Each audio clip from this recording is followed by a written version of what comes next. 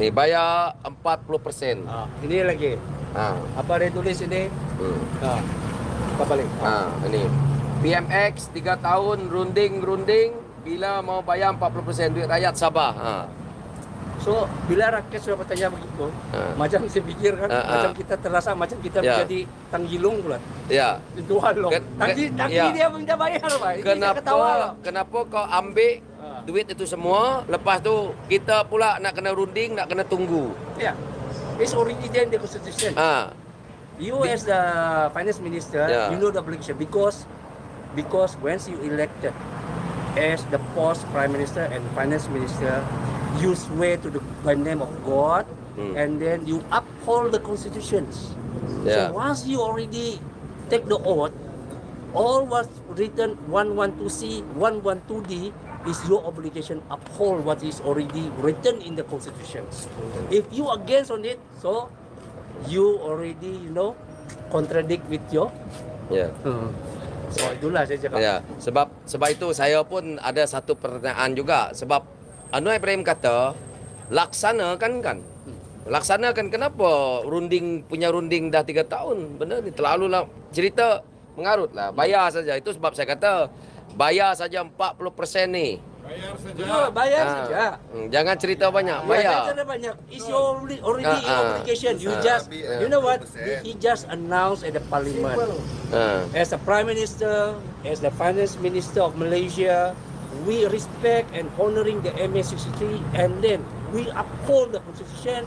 We apply, implement all the right of Sabah and Sarawak. What's written in the constitution, just apply. And then you just announce, berapa mau bayar, berapa tu jumlah.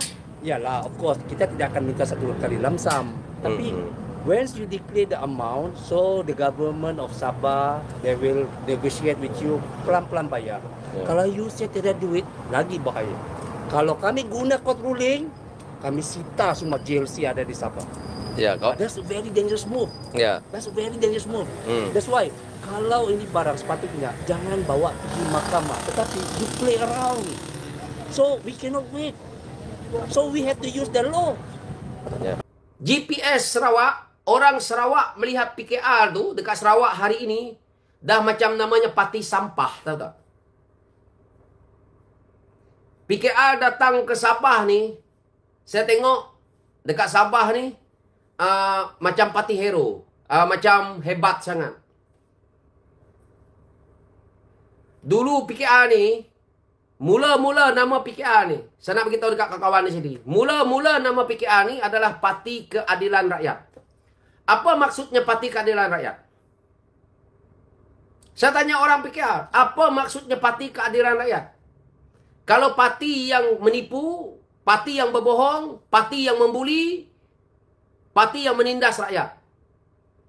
Dia menipu seluruh rakyat Malaysia yang mana isu Sabah ini.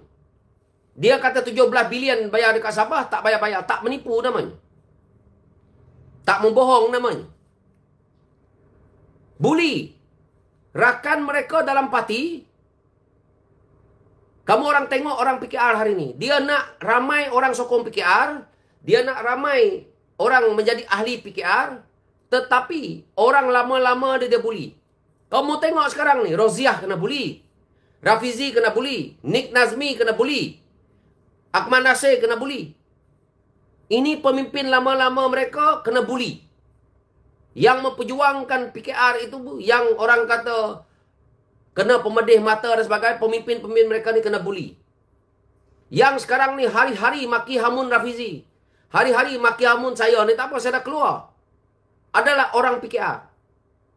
Sedangkan pemimpin dia, sedangkan orang yang memberi satu kursi parlimen untuk Anwar Ibrahim. Hari-hari dia maki hamun Rafizi. Orang yang masih dalam parti pun dia orang balun. Kalau kita tengok pula, itukah yang dinamakan keadilan? Itu dia buli dah. Keadilan kepada rakyat ni langsung tak ada. Sabah ni, yang kita kembali kepada Sabah ni, keadilan apa yang Sabah dapat? Tak dapat apa keadilan. Dia berpusing berbelit di sana. Kamu orang tahu tak? Simple aja saya nak beritahu dekat orang Sabah. isu yang membabitkan tuntutan 40% yang kamu orang telah menang dekat mahkamah ni. Tak payah Anwar bawa bentang dekat kabinet. Tak payah Anwar bentang bawa kepada AG untuk tengok. Tak payah. Kuasa mutlak ada pada Anwar Ibrahim. Kalau kau nak berbincang dengan AG ke apa, kau bincang senyap-senyap. Tak payah cakap. Kuasa ada pada Perdana Menteri.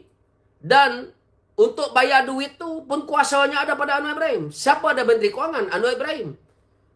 Anwar Ibrahim, tengok ayat ini, ayat yang Mat Sabu buat dulu dengan Najib. Anwar Ibrahim tak perlu cakap banyak. Dia panggil Menteri Kewangan. Anwar Ibrahim dengan kuasa dia, dia akan tanda tangan bahawa keluluskan 40% Sabah. Anwar Ibrahim pergi hantar surat kepada Menteri Kewangan yang bernama juga Anwar Ibrahim. Menteri Kewangan luluskan 40 bilion. Selesai tak? Selesai. Lepas tu Anwar Ibrahim agihkan ke, lepas tu Menteri Kewangan yang bernama Anwar Ibrahim agihkan kepada kerajaan Sabah itu yang juga kerajaannya yang bernama juga kerajaan Madani, kerajaan Anwar Ibrahim juga. Tak selesai namanya. Kenapa Anwar Ibrahim perlu nak bercerita runding sana, runding sini, runding sana? Perlu runding ke? Tak perlu. Dia sendiri kata laksanakan MA63. Ada satu hujah lagi yang bercakap begini. Sabar. Sabar orang Sabah. Sabar dunia. Kan? Saya nak beritahu dengan hujah ini pula. Sabar ya, sabar. 62 tahun orang bersabar. 62 tahun tau. Orang ni. Kepada mereka pemimpin JRS Sabah, Haji G. Mana maruah korang ni? Pertahan dengan Anwar Ibrahim. Anwar Ibrahim kenakan kau. Dia orang yang kenakan kau ni. Perangkap korang, kenakan korang. Sebab boleh pegang telur kau, blackmail korang. So anak Sabah, nak bagi can pada JRS. Anak Sabah. Ingat PRS Sabah ni, undi pos dah jalan lagi ni. Hari Sabtu ni mengundi. No BN, no BN. No PH, no PH. Haram. No JRS. Engkau undi JRS, jadi bodoh lah macam tu.